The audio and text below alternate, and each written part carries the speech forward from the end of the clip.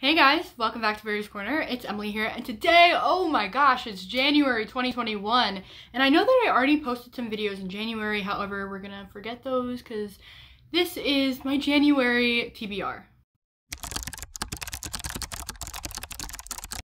I think we can all agree when I say that 2020 was a really crazy and hectic year. However, December 2020 was actually my best reading month. I read 14 books, and I want to carry that little vibe, that energy into January. I know that January is a really busy month for me. The start of a second semester, scholarship essays, college tours, just a lot is going on in January.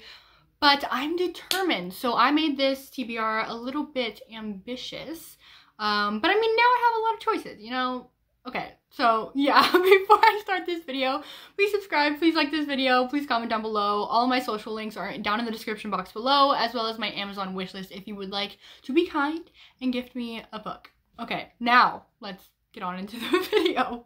Coming off of December being a really good reading month, I'm still in that good reading vibe, so I decided to get off of my TBR a book that has been on my shelves for about 4 years, which is Uglies by Scott Westerfeld. I believe this is going to become a movie adaptation on Netflix with Joey King. I don't know when it's coming out, but I've heard such great things about this book at the beginning of my time on BookTube. Not so much now, but I already read it, so let me tell you what it's about. This is about a girl named Tally Youngblood, and she lives in a utopian world where you are separated by being ugly and pretty. At 16 years old, you undergo plastic surgery to become pretty on the inside and outside. And so one day, she meets a girl named Shay before she turns pretty. And Shay reveals some pretty scary things about being pretty, and Shay runs away. So Tally is kind of blackmailed into finding Shay or never turning pretty ever in her lifetime. So this is a 4-book series. I've heard nothing but good things about it. I've already this month, since this is pretty late in January, I've read this book and the second book already in the series. I'm in the middle of the third one, which is Specials. I'm not going to say what I feel about it right now. You will have to wait till my wrap up, but yes, I plan to read the whole series, hopefully, in this month. Now, if you guys saw my books I will read in 2021 video, you would have noticed that I wanted to read Renegades by Marissa Meyer. I don't know if I'll get to this book this month because it is so big and so intimidating, but I really truly hope I do. I started reading this book like months ago last year, I think at the beginning of last year, and I was really enjoying it, but life got in the way. And so I know that I will enjoy this book, and I know that I really love it, so hopefully I can get to it this month. This follows a girl named Nova, and in her utopian world, this seems to be a theme, utopian worlds, there are people called renegades who are basically superheroes, and they save the town, I guess. But one day, Nova's parents are killed, and she was like, the renegades should have been here, and so she becomes a rebel against them and tries to infiltrate them, but she finds love with a person from the Renegades, and I've heard nothing but good things about this. Emma Books really loves this trilogy. I almost said series, but it's a trilogy, and I have all the books in the trilogy, and I need to start it at least this month.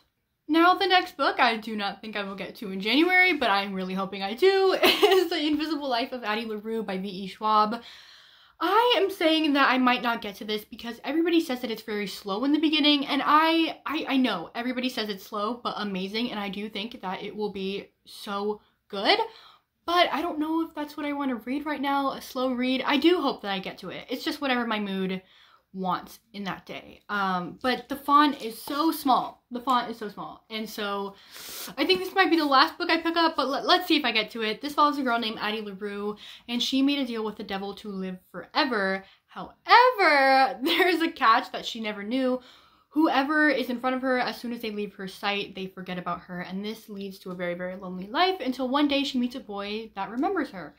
Everybody loves this book. This is so hyped. I will be so disappointed if I don't like this book, but I don't think I will. I've heard nothing but good things, not just about this book, but V.E. Schwab in general. So I'm excited. Hopefully I get to it. The next book I'm really excited about. It is Such a Fun Age by Kylie Reed. I'm going to be buddy reading this with my uncle and my aunt. I'm really excited.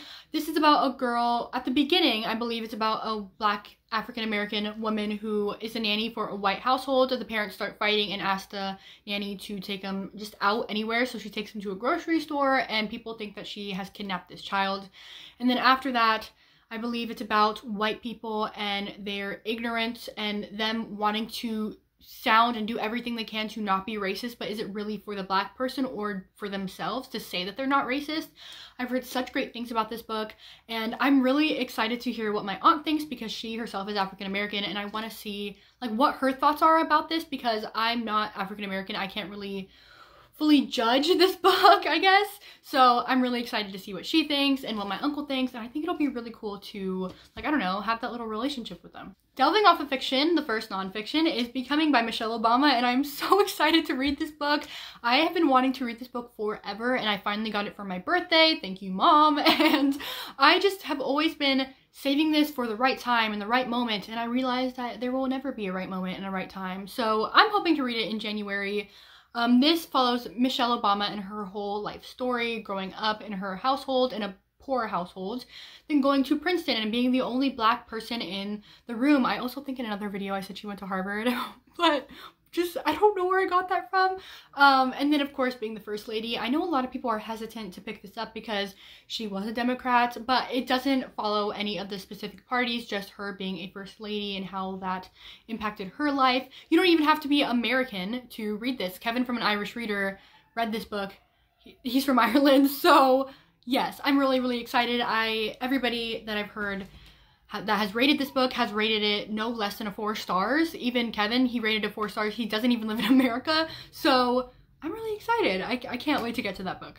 The next book I want to read is Red, White, and Royal Blue by Casey McQuiston. This has been on my shelf for a little bit and I just haven't picked it up. Don't know why, but I've heard so many good things about this book. This is about the son of the President of the United States and then the Prince of Wales, and they kind of hate each other.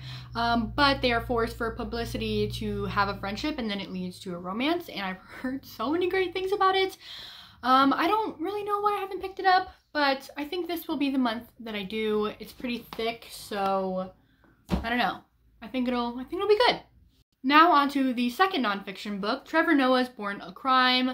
This I had to read for AP Lang last year, but then Corona happened and I read about like 100 pages of it and never finished it. It was really good, but I didn't even know who Trevor Noah was. And then I've since watched interviews with him and I did not realize he was a talk show host, and I really think he's hilarious and funny and so kind. So now that I know who he is, I'm excited to get into it. If I didn't tell you what this book was about, it is about Trevor Noah, and when he was born, it was illegal for a white man and a Black woman to have intercourse and have a baby.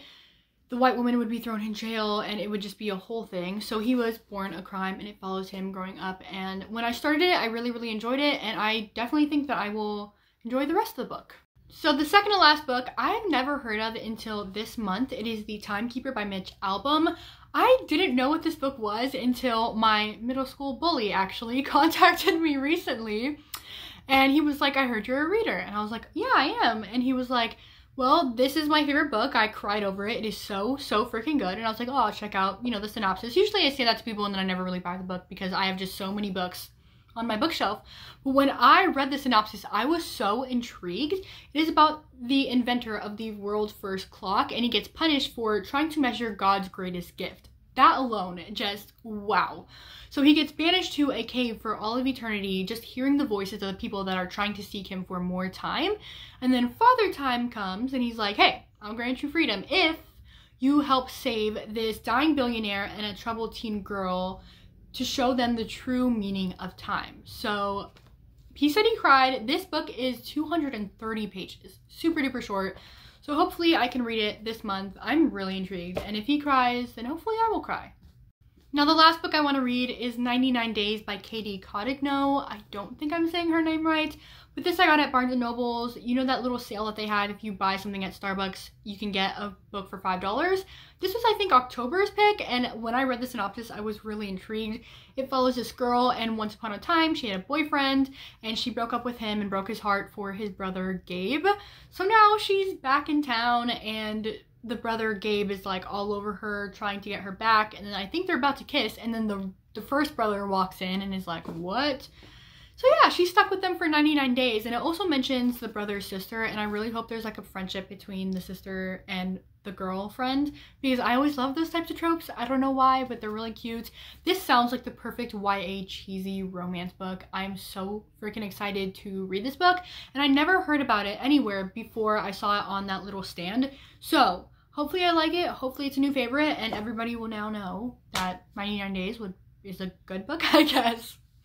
So those are all the books that I want to read in January. I am really excited for January. I'm very optimistic in my reading life.